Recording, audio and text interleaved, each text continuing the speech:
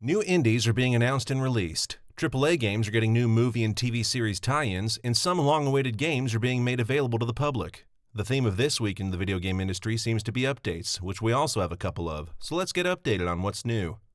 This week's indie games seem to fully focus on sea exploration, so let's dive in. Another Crab's Treasure has been released. This indie project fuses Souls-like combat fused with a more cutesy aesthetic rather than the usual melancholic tone games in this genre usually take on. The game has been released on Nintendo Switch, PlayStation 5, Xbox, Xbox Cloud Gaming, and PC.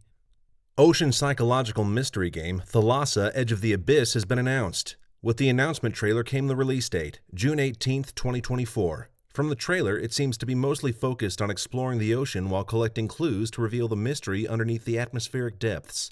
The game is being developed by Sarepta Studio, an independent game development studio from Norway that has already made its presence known by winning the BAFTA Games Award for Game Beyond Entertainment. In AAA space, we see the re-emergence of games based on existing franchises, as well as some that are heavily inspired by their precursors. Nexon is rumored to be working on a new game, an MMORPG set in the world of Game of Thrones. Known for their multiplayer games, according to available information, Nexon seems to be aiming to recreate some of the hit series magic in video game form. The game is supposedly set in the North, and it seems to fit around seasons 4 and 5 of the show. This project will include familiar characters that players will get a chance to meet, however without them being voiced by the original cast but a new cast. The release date and any further information have not yet been disclosed. A new Alien game has been announced. The franchise has experienced a reinvigorating comeback in the video gaming industry over the last few years. First with its fantastic survival horror game, Alien Isolation, followed by recent smaller-scale projects with Alien Dark Descent, and now with a fresh VR experience, Alien Rogue Incursion. The game promises an action-horror VR experience with an all-new storyline for the franchise. The team behind the game is Survios, a veteran studio in terms of VR games. With their previous achievements, this is definitely a game worth looking out for. That is, as long as you own a MetaQuest 3, PlayStation 2 VR, or PC VR. Smite 2 is entering its early alpha stage. Popular MOBA Smite is moving forward with a sequel to the original game.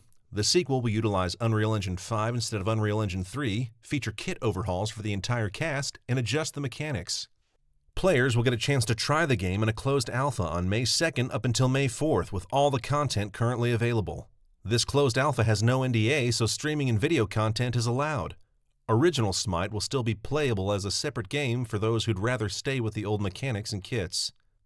Stellar Blade has been released on PlayStation 5. Previously going under the name of Project Eve and featuring a multi-platform release, Stellar Blade has concluded its development and it is now available on PlayStation 5. The game features a fast combat system reminiscent of the Bayonetta and Devil May Cry series, the extent of which is yet to be seen as players get time to experiment with the systems. Fallout keeps getting updates, and Escape from Tarkov gets embroiled in fresh pricing controversy. Escape from Tarkov is getting a new special edition called the Unheard Edition. Among many features packed into this edition, there's also an offline co-op PvE mode. While all of the additions are more than welcome, and the PvE co-op was something people have requested for a while now, there's a problem.